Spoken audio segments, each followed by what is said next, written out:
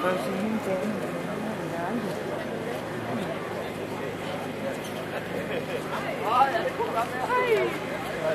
har man hørt om før.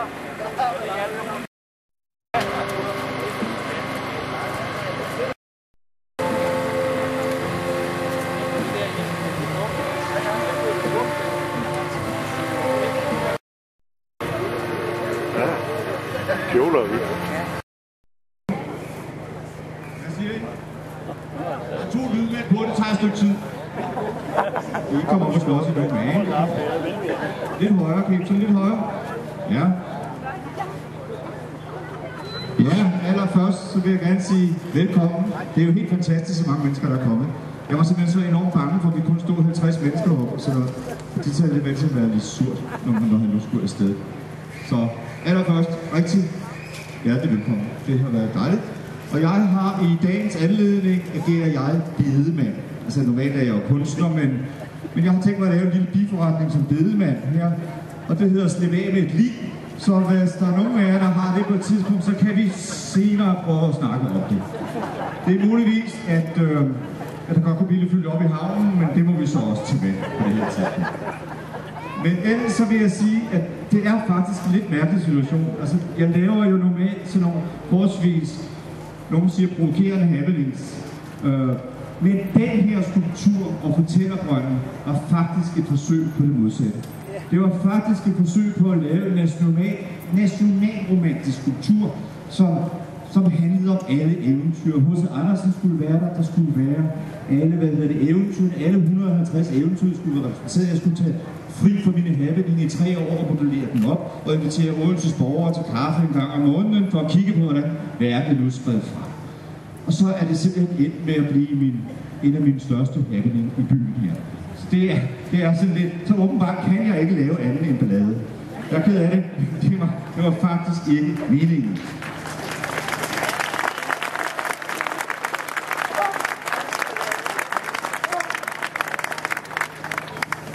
Der kommer jeg kan lige forklare lidt om, hvad der er sket i det hele taget. Der har været en masse diskussioner om den her skulptur. Jeg tager det meget, meget hurtigt.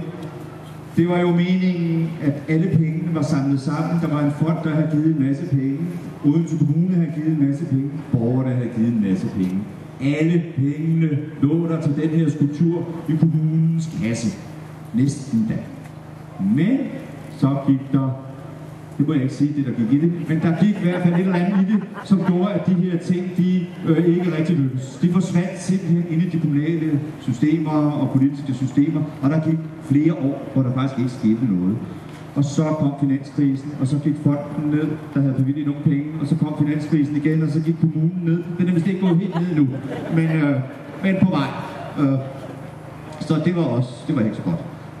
Og sidst så var der ikke andet tilbage end selve H.C. Andersen og på bænke rundt omkring, men jeg tænkte, okay, det kan vel gå. Og så fandt kommunen endelig en plads efter 6 års votering ude ved Ejby Mølle Rensningsanlæg. Og det synes jeg sådan ikke passede. Og så blev jeg enig med indsamlingskomiteen om, at nu satte det projektet godt og grundigt i byrå. Og der i den her tilfælde er faktisk tale om en slags street art. Det er der mange, der ikke ved. Det er meget moderne at være street art. Det har H.C. Andersen været her de sidste 6 år. Den har stået ulovligt på den her plads. Der er simpelthen ingen kommune, og det er meget usædvanligt, der er ingen, der har sendt mig besked om at fjerne den. Jeg har simpelthen bare scoret den her plads midt i byen. Og det kan den selvfølgelig ikke have nu her. Så derfor har jeg tænkt mig at score en anden plads nede i havnen, som dog er lidt længere væk fra centrum her. Så det satser vi på, og den bliver så rejst ned dernede. Så det, der sker lige nu, er, at skulpturen kommer op og står her midt i, og så rider vi hestevognen med busken, rider foran her, og så kommer der nogle friserheste, der går bagved. Det er planen, for de friserheste, eller Frederiksborg-heste, som de der hedder, har jeg fået at vide, de kan nemlig ikke lide, at der går andre heste foran. Sådan har Frederiksborg-heste, ligesom politikere og sådan noget. Og så, så de skal så gå bagved her. Og så kommer der et brassband, Riverside City Band, der spiller her, og de kan godt blive trætte fødder, så de kan sætte sig lidt op på det her. Og så går vi alle sammen ude hele vejen ned til Odense Havn, hvor den så vil være en ceremoni, og vi kan bruge på tale, hun er kommet.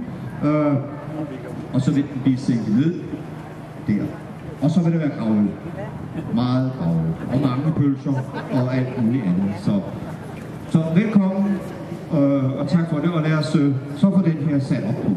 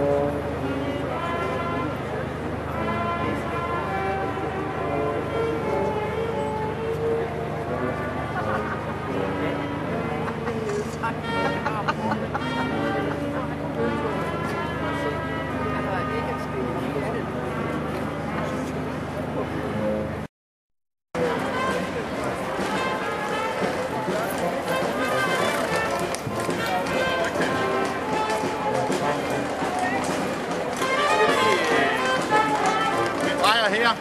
Så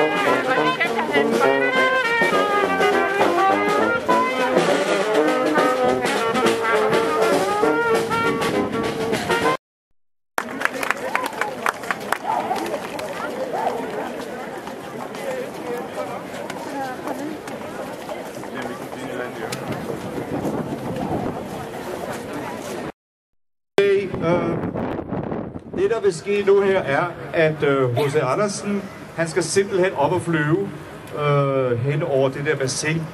Så vi slår på nu om lidt her, og så dem, der er dernede under, skal lige rykke sig lidt, når den kommer hen over der. Ikke fordi, at det ser... Den kan jo falde ned. Nej, det gør den altså nok ikke. Men alligevel ikke. Det ser ikke pænt ud, hvis der står nogen nede under i hvert fald. Det må der ikke. Og så kommer den hen over den. Så kommer den helt op over der og hænger op over karret. Så vil vi lave en tale heroppe fra. Så kan vi få kranen over og lad os se, hvad der sker. Ja?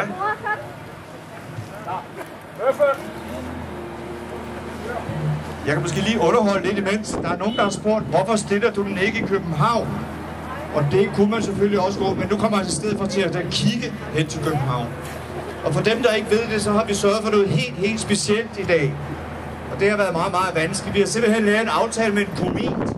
Og den komet vil flyve hen over Danmark i aften og lægge tusindvis af stjerneskud ud. Så når H.C. Andersen sidder her og kigger ud over himlen, helt alene nede i Odense Hav, med sine havfruer og hvad han nu ellers har, så vil han se tusindvis af stjerneskud. Det var den allersværeste aftale. Den var næsten lige så svær som den, der Odense Kommune har fået igennem. Men det her, det lykkedes så.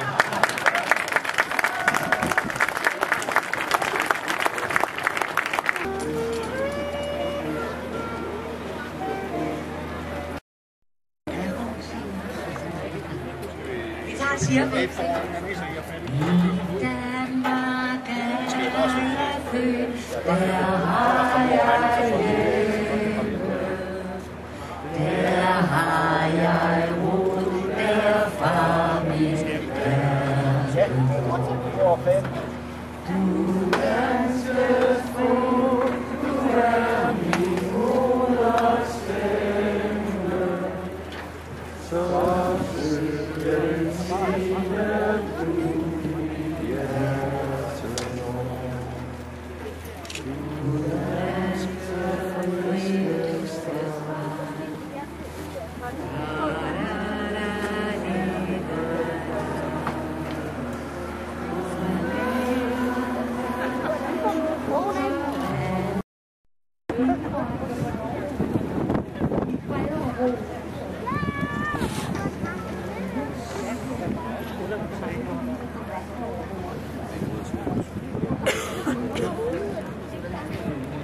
Det vil være fedt for ham.